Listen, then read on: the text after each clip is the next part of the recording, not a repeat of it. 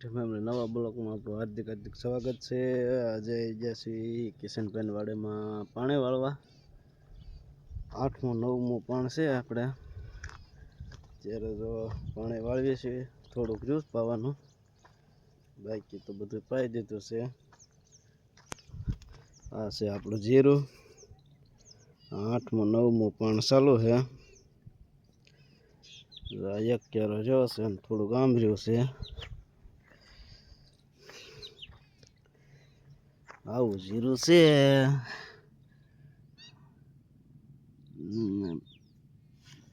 માપે માપે છે, અમુક જગ્યાએ સારું ને અમુક જગ્યાએ મોળું ને અમુક જગ્યાએ બળે છે। અંદાજે 1.5 મહિના જેવું થઈ ગયું છે, 1.5 ઉપર થયું હશે।